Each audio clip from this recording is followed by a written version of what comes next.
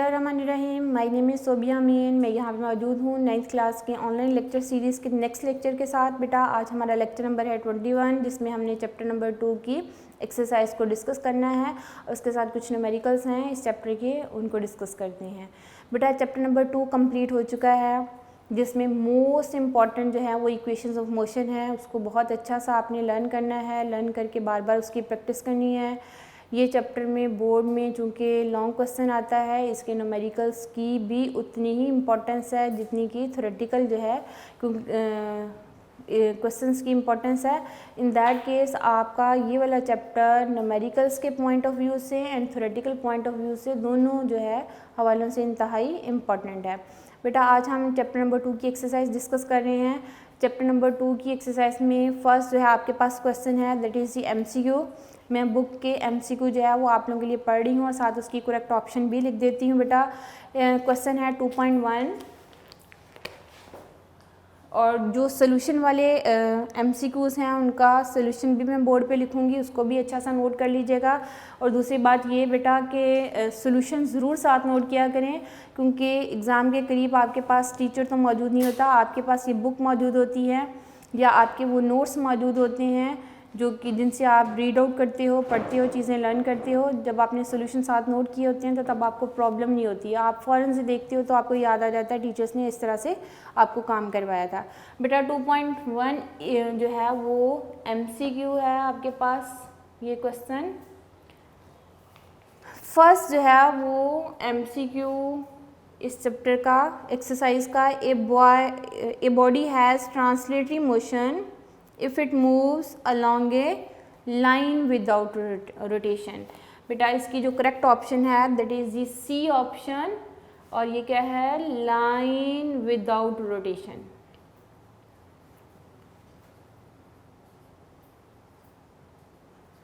ये फर्स्ट का C option correct है, लाइन विदाउट रोटेशन। बॉडी की ट्रांसलेटरी मोशन कब होती है, अगर बॉडी वो स्ट्रेट लाइन में मूव करता है without any rotation, then the motion is the translatory motion. ये आपको पहले पढ़ा भी दिया हुआ है और सारे बच्चों को लर्न भी होगा इंशाल्लाह। सेकंड है बेटा MCQ, the body of the motion of the body about an axis. एक बॉडी की मोशन अबाउट एन एक्सिस जो है वो रोटेटरी मोशन होती है बेटा। ये B ऑप्शन इज करेक्ट, और ये क्या है, rotatory motion, rotatory motion. Okay, third MCQ है बेटा, third MCQ, which of the following is a vector quantity. चार ऑप्शंस आपके पास गिवन है, speed, distance, displacement and power. ये चार ऑप्शन है, इसमें से जो करेक्ट ऑप्शन है that is the displacement, that is the C option is correct, displacement.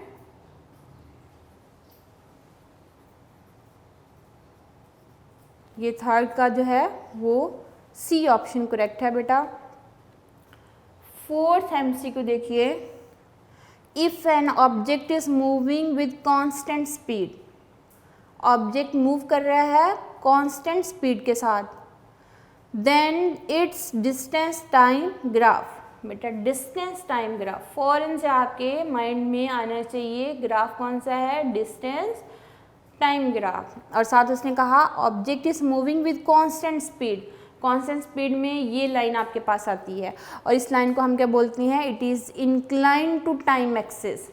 This line क्या कहलाती है बेटा, ये D ऑप्शन करेक्ट है, और इसको क्या बोला जाएगा, इंक्लाइन टू टाइम एक्सिस। ये सारी चीज़ें हम ग्राफिकल एनालिसिस में आपको पढ़ा चुके हैं, ये आपने तब अगर लेक्चर लिए हैं तो आपको क्लियर होगा। डिस्टेंस टाइम ग्राफ में ये क्या शो करता है, object is moving with constant speed. Okay, fifth MCQ है बेटा, वो कहता है straight line parallel to time axis. Statement से देखिए बेटा वो क्या कहता है, डिस्टेंस टाइम ग्राफ है, इसमें भी distance time graph, straight line parallel to time axis on a distance time graph tells that object is at rest। ये क्या शो करता है, ऑब्जेक्ट इज एट रेस्ट। ये B option is correct, at rest. ये भी graphical analysis का question है बेटा। ये शेप क्या शो करती है डिस्टेंस टाइम ग्राफ में, ये शेप क्या शो करती है ऑब्जेक्ट इज एट रेस्ट, ये शेप क्या शो करती है object is moving with constant speed. Okay, next MCQ है बेटा, उसमें ग्राफ दिया हुआ है आपको और आपको 4 ऑप्शंस दी हुई हैं और इसमें से आपने बताना है कौन सी सही ऑप्शन है। जी स्टूडेंट्स, ये है जी हमारे पास 6 एमसीक्यू। 6th एमसीक्यू में बेटा आपको एक डायग्राम दी हुई है, मैं इसका सोल्यूशन जो है वो साथ कर रही हूँ। आपके पास क्वेश्चन में ये डायग्राम है, this is speed time graph. देखिए लॉन्ग वाई एक्सिस स्पीड है एंड अलॉन्ग एक्सिस टाइम है बेटा। ये ओरिजिन है, यहाँ पे 15 लिखा हुआ है, यानी इस पॉइंट पे उसकी इनिशियल वेलोसिटी कितनी है 15 और फिर फाइनली क्या हो जाती है 0 हो जाती है। यहाँ पे फाइनल वेलोसिटी क्या है 0 और ये आपके पास कितना है 15। आपको 4 ऑप्शंस गिवन है बेटा। अगर आप गौर से देखो तो ये एक ट्रायंगल बन रही है। अगर ट्रायंगल बन रही है बेटा तो आपने shaded area under the graph वाला फॉर्मूला लगाइए, तो distance is equal to area under the speed time graph, area under the speed time graph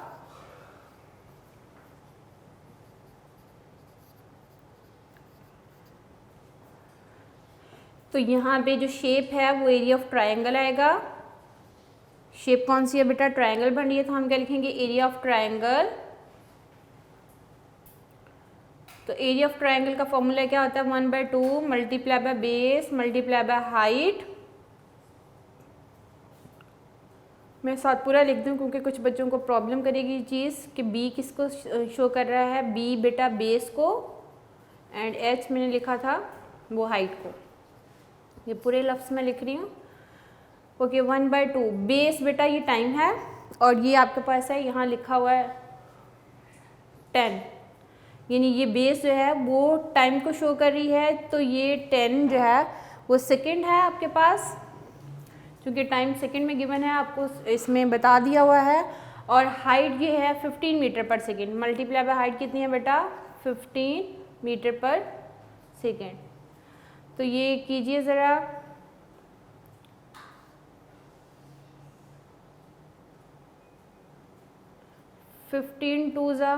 जी बेटा देखिए हमने डिस्टेंस कैलकुलेट किया इससे 1/2 multiply by base multiply by height.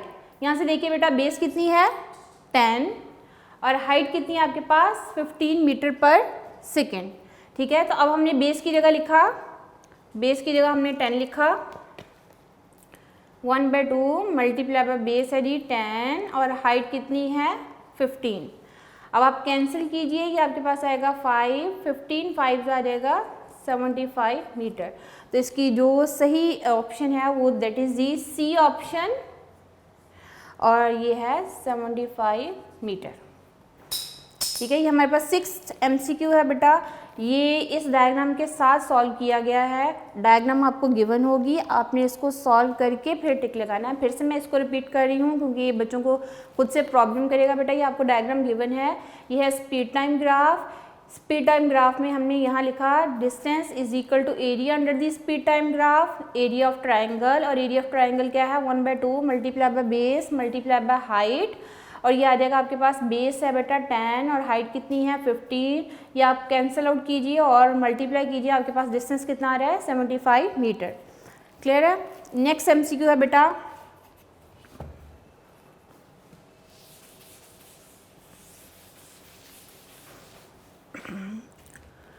Next MCQ में भी डायग्राम है, ये बोर्ड में भी आ चुका है 1-2 दफ़ा। Which one of the following graph is representing the uniform acceleration. ये 4 ग्राफ हैं बेटा आपके पास, इसमें जो सही ऑप्शन है that is the C option. C option में ये आपके पास ग्राफ है that is the speed time graph, और उसमें आपके पास ये शेप आती है, और ये शेप क्या शो करती है object is moving with uniform acceleration. First 2 graph बेटा नहीं हो सकते। क्यों नहीं हो सकते? क्योंकि रीज़न क्या है, वो डिस्टेंस टाइम ग्राफ है। डिस्टेंस टाइम ग्राफ से हम कभी भी एक्सेलेरेशन कैलकुलेट नहीं कर सकते।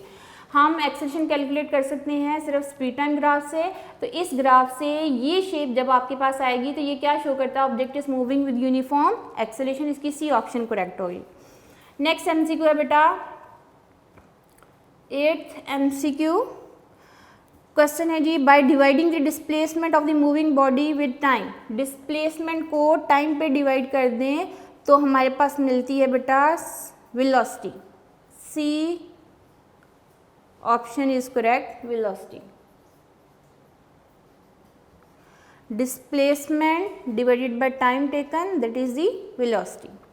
ये जिन बच्चों ने डेफिनेशंस लर्न की हुई हैं उनको पता चल जाएगा कि डिस्प्लेसमेंट को टाइम पे डिवाइड करें तो वेलोसिटी मिलती है। ओके, नेक्स्ट है बेटा ये ball is thrown vertically upward, its velocity at the highest point.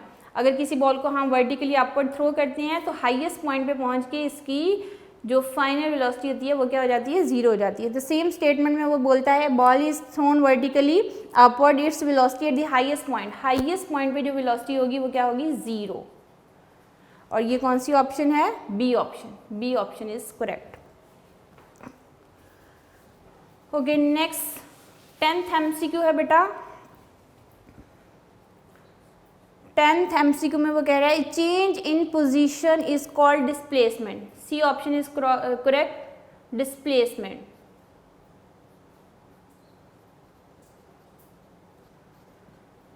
C option is correct, that is called the displacement. Next है बेटा a train is moving at the speed of 36 kilometre per hour. ये भी मैं solve कर रही हूँ बेटा आपके लिए, इसको सॉल्व करके आपने टिक लगाना है इस एमसीक्यू 11th वाले एमसीक्यू का।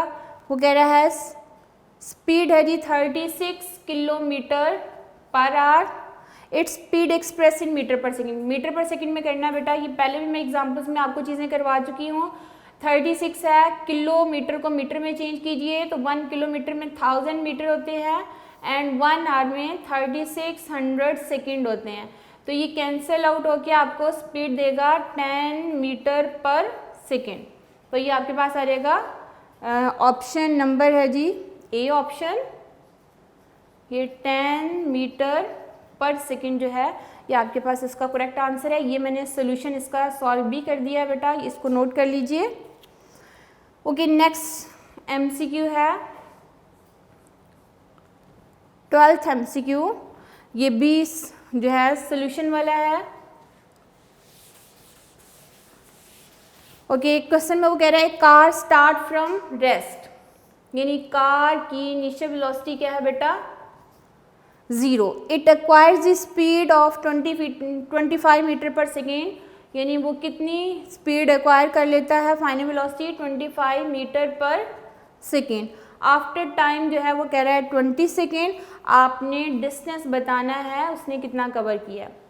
बेटा डिस्टेंस आप तभी कैलकुलेट कर सकते हो अगर आपको पता हो एक्सेलेरेशन का। तो पहले हम एक्सेलेरेशन कैलकुलेट कर लेते हैं। एक्सेलेरेशन किसके इक्वल होता है बेटा, final velocity minus initial velocity divided by time taken. तो यहाँ से फाइनल वेलोसिटी है जी 25, इनिशियल वेलोसिटी है 0 डिवाइडेड बाय टाइम जो है बेटा वो 20 आ रहा है। ठीक है, तो इन दोनों को डिवाइड कर दे तो आपके पास, अभी चूंकि मेरे पास कैलकुलेटर नहीं है तो मैं इसको एज इट इज़ लिख रही हूँ, 25 डिवाइडेड बाई 20 ms-2। अब आपने फाइंड आउट करना है बेटा डिस्टेंस। तो डिस्टेंस के लिए आप सेकेंड इक्वेशन मोशन लगाइए, s is equal to VIT plus 1/2 AT square.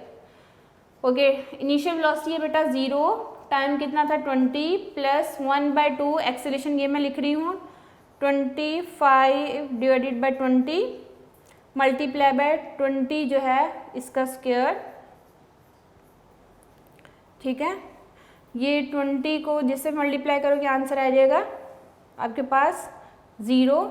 इन पूरे फैक्टर को आप जो है वो कर दीजिए मल्टीप्लाई डिवाइड 20 का स्क्वायर खोलेंगे तो यह आपके पास आ जाएगा 400 और उसके बाद 1/2 multiply bye 25 divided by 20 multiply by 400। इन सबको जो है एक 0 से कैंसिल आउट कर दीजिए, ये आपके पास आ जाएगा 20, ये कैंसिल आउट कीजिए तो 10 आ जाएगा। इन सबको मल्टीप्लाई करोगे तो ये आपके पास बेटा 250 मीटर आएगा। ठीक है, तो आपके पास इसका आंसर आएगा B option is correct, that is the 250 metre. इसका सोल्यूशन फिर से देख लीजिए। स्टार्ट हुई कार रेस्ट से, फाइनल वेलोसिटी कितनी होगी 25 मीटर पर सेकेंड, टाइम कितना है बेटा 20 सेकेंड, डिस्टेंस है आपने कैलकुलेट करना है। डिस्टेंस को कैलकुलेट करने से पहले हमें एक्सेलेरेशन पता होना चाहिए। एक्सेलेरेशन आपको गिवन नहीं है तो एक्सेलेरेशन के लिए फॉर्मूला क्या होगा, change in velocity divided by time taken. Final velocity है बेटा 25, इनिशियल वेलोसिटी है 0, टाइम कितना है 20, तो आपके पास आ जाएगा 25 डिवाइडेड बाय 20। ये आपके पास कैलकुलेटर से भी आप कैलकुलेट कर सकते हो, क्योंकि अभी मेरे पास कैलकुलेट नहीं है तो मैं पूरा फैक्टर यहाँ पे लिख रही हूँ, ठीक है। सेकेंड इक्वेशन मोशन अप्लाई करते हुए हमने डिस्टेंस कैलकुलेट कर लिया 250 मीटर। आप अपने कैलकुलेटर से कंप्लीट जो है कैलकुलेट कर लीजिएगा, तब भी आंसर कितना आएगा 250 मीटर आएगा। ये थे इस चैप्टर के MCQ। अब बेटा नेक्स्ट क्वेश्चन जो हैं वो ऑलरेडी आप लोगों को पढ़ाए जा चुके हैं। जस्ट अब मैं रीड आउट करती हूँ तो आप लोगों को पता चलता रहेगा कि हमने ये ऑलरेडी पढ़ लिए हुए हैं, इसको किस तरह से लिखना है ये मैं चीज़ें डिस्कस कर देती हूँ। क्वेश्चन नंबर 2.2 है, explain the translative motion and give examples of various types of motion. इसमें आपने ट्रांसलेटिव मोशन की डेफिनेशन लिखनी है। ट्रांसलेटिव मोशन क्या थी, in translative motion a body moves along a line without any rotation, line में बी स्ट्रेट और कर्व, और इन दैट केस बेटा उसकी 3 टाइप्स को भी डिस्कस करना है विद एग्जाम्पल। कौन कौन सी इसकी टाइप है, linear motion, circular motion and random motion. इन सबको आपने एक्सप्लेन करना है। ये लॉन्ग क्वेश्चन पूछा जा सकता है 4 मार्क्स का। 2.3 बेटा क्वेश्चन है, पेज नंबर है बुक का 53। 2.3 में differentiate between the following. First में वो कह रहा है रेस्ट एंड मोशन। रेस्ट क्या होता है, a body said to be at rest if it does not change its position with respect to surrounding.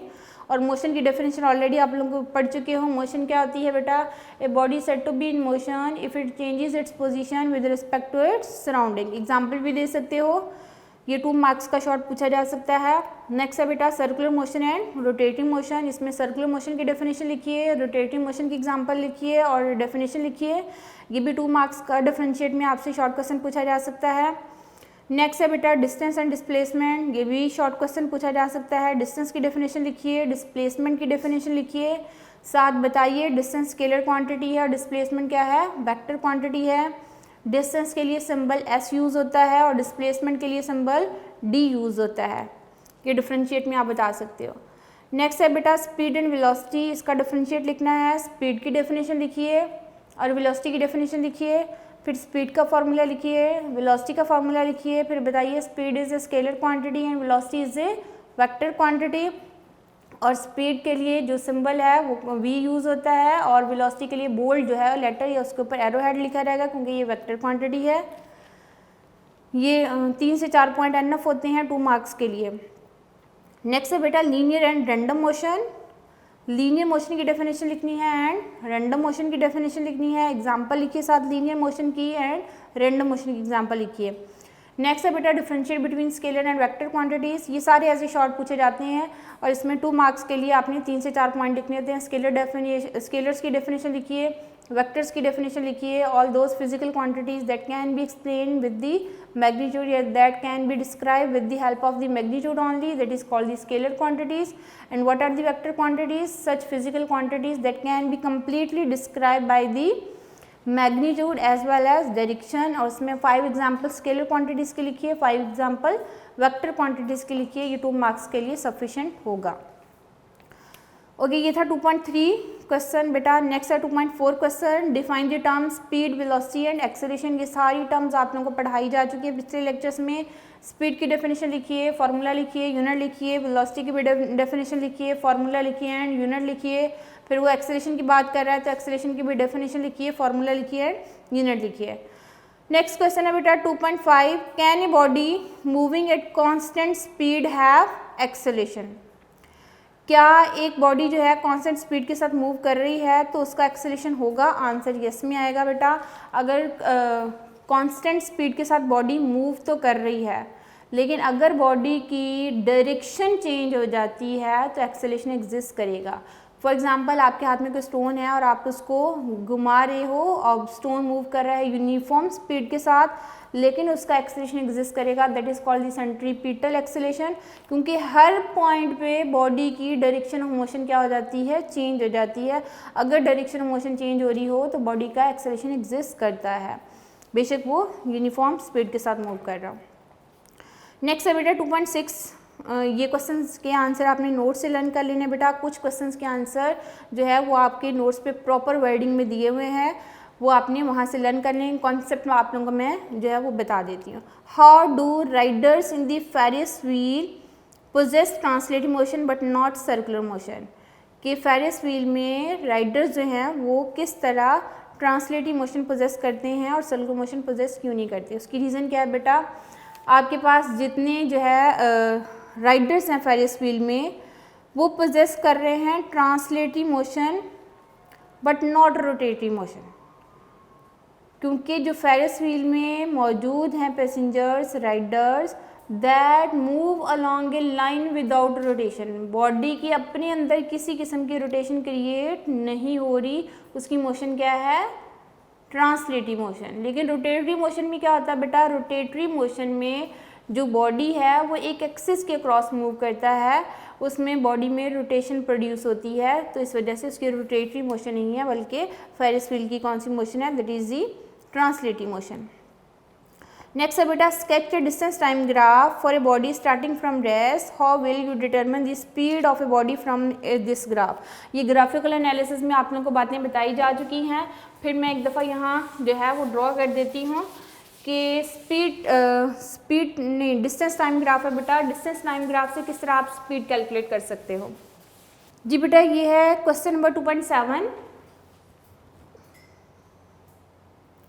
वो कहता है sketch a distance time graph, आपने स्केच करना है distance time graph. Distance is taken along the y axis and time is taken along the x axis.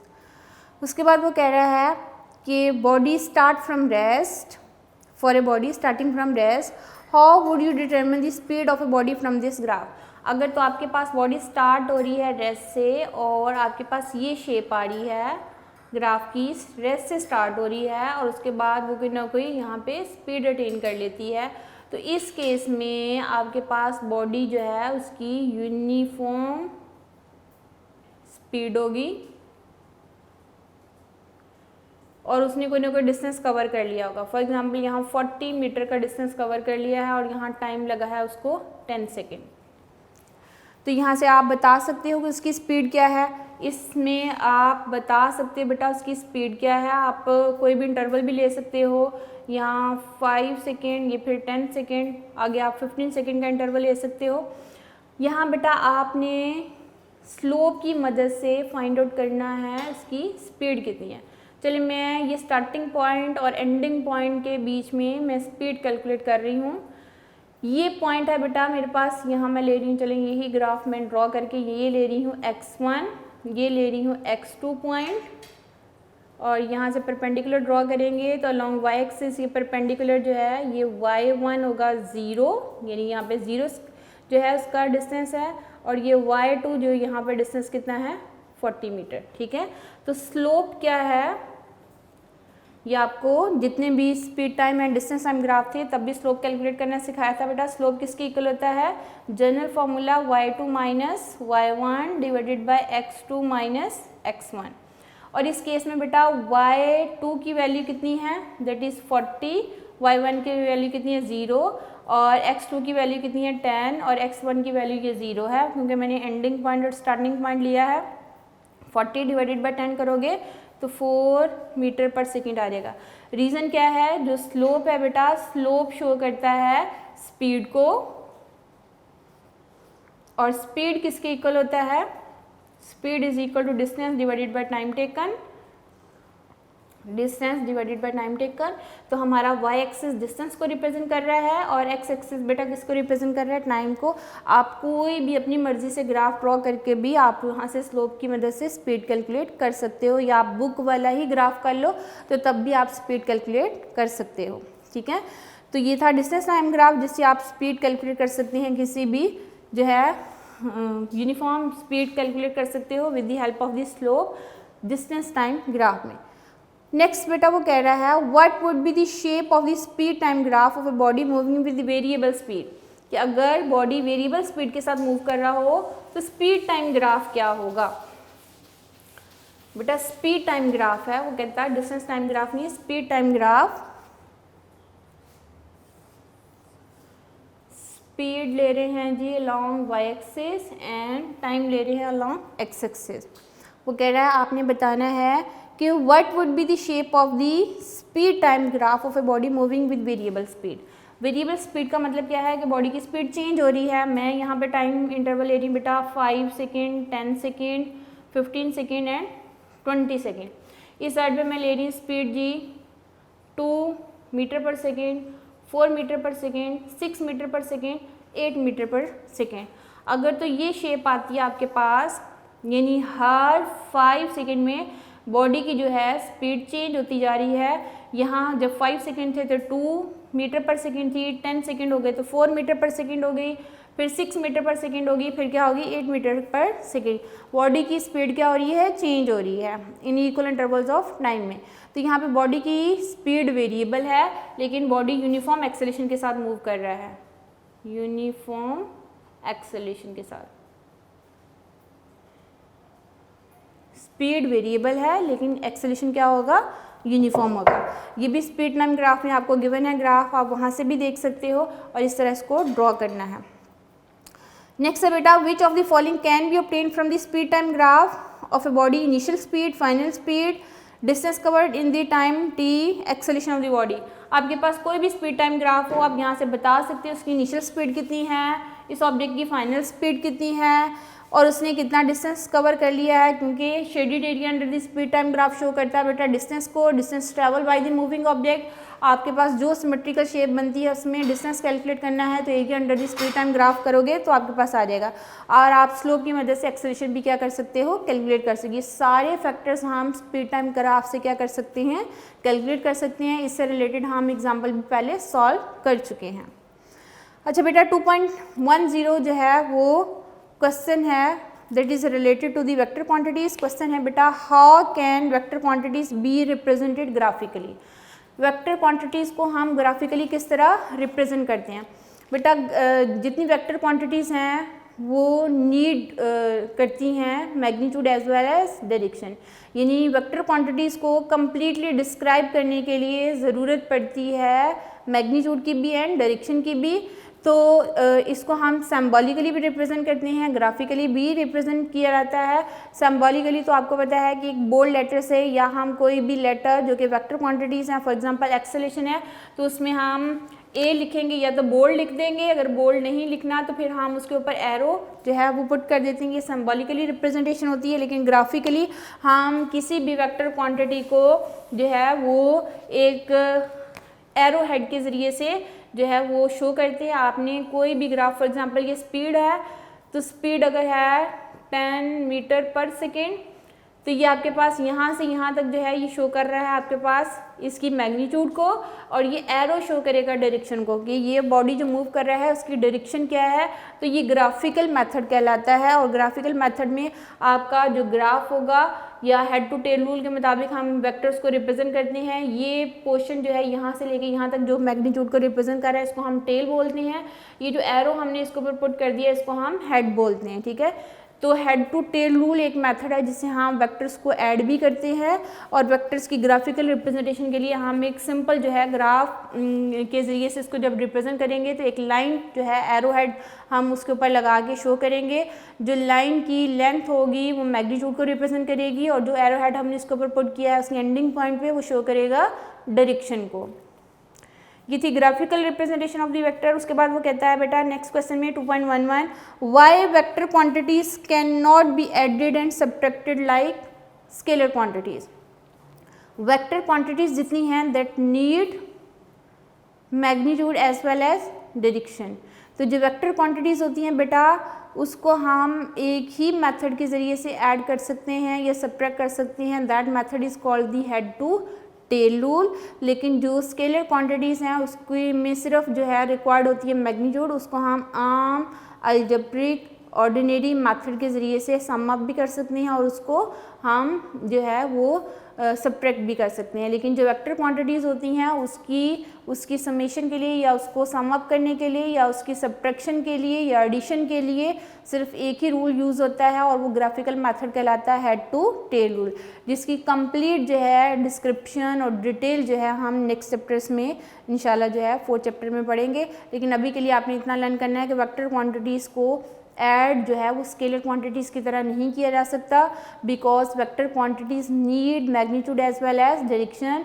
The method that is used to add or subtract the vector quantities that are called the head to tail rule. This will be sufficient answer for this question for the 2 marks short question अगर पूछा जाए आपसे. Next है बेटा question 2.12 exercise के question है chapter number 2 के बेटा. ये कह रहा है how are vector quantities important to us in our daily life. Vector quantities की इंपॉर्टेंस क्या है डेली लाइफ में बेटा. जब भी हमने किसी जगह की लोकेशन बतानी हो या इंजीनियरिंग एंड साइंस की फील्ड में हमने किसी जगह का मैप बताना हो या उसकी डायरेक्शन बतानी हो या लोकेशन को रिप्रेजेंट करना हो या उस ऑब्जेक्ट की पोजीशन को रिप्रेजेंट करना हो, तो हमेशा हमें वेक्टर क्वांटिटीज़ का सहारा लेना पड़ता है, क्योंकि वेक्टर क्वांटिटीज़ में हम उस ऑब्जेक्ट की प्रॉपर डिस्टेंस किस जगह पे मौजूद है, उसकी लोकेशन क्या है, उसकी डायरेक्शन क्या होगी, इन सारी चीज़ों को हम कम्प्लीटली डिस्क्राइब कर सकते हैं. और यूजुअली जो है चीज़ों को, जगहों को लोकेट करने के लिए वेक्टर क्वांटिटीज़ का सहारा लिया जाता है. और आजकल जो जीपीएस सिस्टम है इसमें किसी भी ऑब्जेक्ट की लोकेशन को रिप्रेजेंट किया जाता है, उसमें भी यूजुअली जो है वेक्टर क्वांटिटीज़ के ज़रिए से ये सारी ड्रॉ जो है वो ग्राफिकल होता है कि कौन सा ऑब्जेक्ट कहाँ पे है, उसका डिस्टेंस प्रॉपर कहाँ पे होगा और वो कितने डिस्टेंस पे किस डायरेक्शन में मौजूद है. ये सारी चीज़ें जो है वो हमें वेक्टर क्वांटिटी से ही पता चलती हैं. नेक्स्ट है बेटा 2.13 derive the equation of motion for the uniformly accelerated rectilinear motion. Equations of motion जो है वो डिराइव करनी है, जिसमें फर्स्ट इक्वेशन ऑफ मोशन है, सेकंड इक्वेशन ऑफ मोशन है and third equation of motion है. ये तीनों इक्वेशंस ऑफ मोशन जो है रेक्टिलिनियर मोशन होती है बेटा. Linear motion, straight line motion को हम लीनियर मोशन भी बोलते हैं, रेक्टिलिनियर मोशन भी कहा जाता है. ये लफ्ज़ एक्सरसाइज में मौजूद है लेकिन आपकी पीछे चैप्टर में मौजूद नहीं है, तो इसलिए मैं एक्सप्लेन कर दूँ बेटा. जो स्ट्रेट लाइन मोशन होती है, जो लीनियर मोशन होती है, उसका अदर नेम क्या है, रेक्टिलिनियर मोशन. रेक्टिलिनियर मोशन के लिए 3 इक्वेशंस ऑफ मोशन हमने सॉल्व की हैं, डिराइव की हैं by the speed time graph, जिसमें first equation, second equation and third equation of motion जो है वो डिस्क्राइब की गई है. Sketch a velocity time graph. Next question है बेटा sketch a velocity time graph for the motion of the body. From the graph explain each step, calculate the total distance covered by the body. बेटा ये 2.14 में वो कहता है कि आप वेलोसिटी टाइम ग्राफ जो है वो स्केच कीजिए किसी भी एक ऑब्जेक्ट के लिए और ग्राफ से हम ईच स्टेप को एक्सप्लेन करें, उसकी इनिशियल वेलोसिटी क्या है, उसकी फाइनल वेलोसिटी क्या है और उसने कितना डिस्टेंस कवर किया. अभी जो मैंने आपके लिए ग्राफ ड्रॉ किया था आप वो भी ग्राफ ड्रॉ कर सकते हैं. फॉर एग्जांपल यही ग्राफ अगर आप ड्रॉ करते हो बेटा, इस ग्राफ से आप बता सकते हो इसकी इनिशियल वेलोसिटी क्या है 0 metre per second, final velocity कितनी है 8 मीटर पर सेकेंड, इसने डिस्टेंस कितना कवर किया बेटा. यहाँ से परपेंडिकुलर ड्रॉ करेंगे और आप क्या करोगे, area under the graph calculate कर लोगे. एरिया अंडर द ग्राफ में ये शेप कैसी बन रही है, ट्रायंगुलर शेप में आप फॉर्मूला लगाओगे, distance is equal to the area under the speed time graph.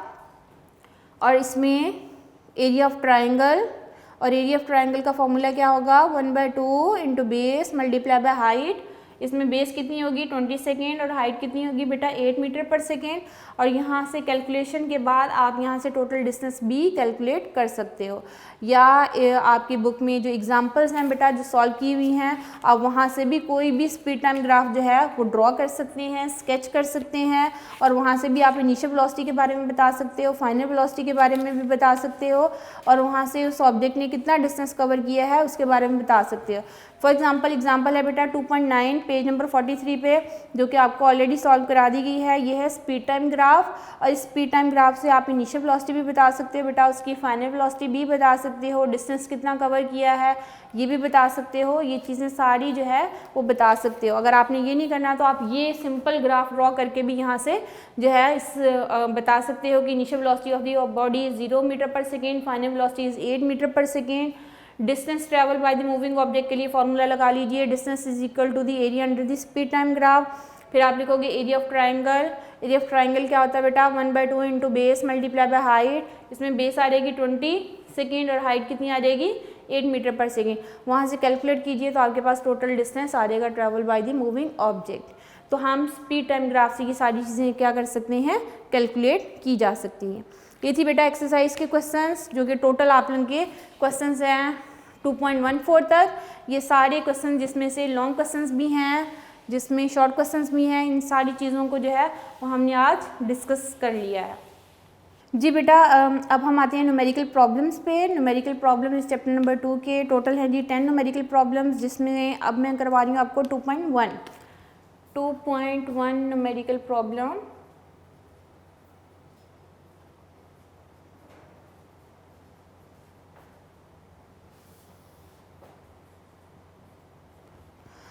To 2.1 में वो कह रहा है a train moves with the uniform velocity of 36 kilometre per hour. बेटा गिवन डाटा में है 36 किलोमीटर पर आवर जो है गिवन डाटा में आपके पास वेलोसिटी है। लेकिन ये जो आपके पास ट्रेन मूव कर रही है इस वेलोसिटी के साथ, ये इसका ऐसा यूनिट नहीं है बेटा। आपने गिवन डाटा में जो भी आपको गिवन डाटा गिवन हो, आपने सबसे पहले स्टेप में क्या करना होता है, इस डाटा को चेंज करना है इनटू ऐसा unit. What is the unit of the speed and velocity, that is metre per second. अगर किलोमीटर पर आवर में गिवन हो तो you must change this data into metre per second. तो आप चेंज करोगे तो क्या लिखोगे, 36 मल्टीप्लाई किलो की जगह 1000 लिखना होता है बेटा, क्योंकि 1 किलोमीटर में 1000 मीटर होते हैं। और ये पर आवर है, पर आवर को सेकंड में चेंज करोगे तो 1 आवर में 3600 सेकंड होते हैं, because 1 hour contain 60 minute and 1 minute contain 60 second. 60 multiply by 60 करोगे तो ये आ जाएगा 3600 सेकंड जो है ये आपके पास आ जाएगा। ये कैंसिल आउट करोगे तो आपके पास 10 मीटर पर सेकंड ये इसकी वेलोसिटी आ जाएगी। ठीक है, उसके बाद वो कह रहा है ये टाइम लगा है उसको 10 सेकेंड। आपने फाइंड आउट करना है डिस्टेंस। फाइंड क्या करना है, टू फाइंड की हेडिंग दीजिए, टू फाइंड बेटा डिस्टेंस। डिस्टेंस है जी ऐसे रिप्रेजेंट किया जाता है बेटा, वो आपने फाइंड आउट करना है। तो डिस्टेंस के लिए formula distance s is equal to v multiply by t. v आपके पास है बेटा 10, टाइम भी कितना है 10 मल्टीप्लाई बाय 10 करोगे तो कितना आएगा 100 मीटर। छोटा सा क्वेश्चन है बेटा, वो कह रहा है ट्रेन मूव्स कर रही है uniform velocity 36 kilometre per our. आपने 36 किलोमीटर पर आवर को किस में चेंज किया है, मीटर पर सेकंड में। कितने टाइम में ट्रेन मूव कर रही है, 10 सेकंड में। डिस्टेंस कैलकुलेट करना है तो ये आपके पास आ जाएगा s is equal to v multiply by t. तो ये आपके पास कितना आ गया 100 मीटर आ गया। तो ये आप इसका रिजल्ट लिखोगे तो रिजल्ट कैसे लिखोगे, रिजल्ट आपने हर न्यूमेरिकल प्रॉब्लम का लिखना है। तो आप क्या लिखोगे, ट्रेन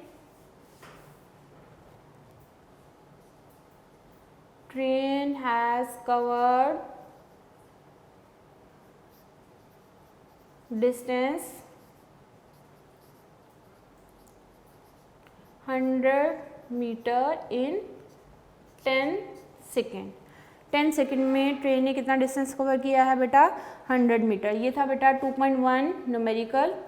इंशाल्लाह नेक्स्ट लेक्चर में हम बाकी न्यूमेरिकल्स करेंगे।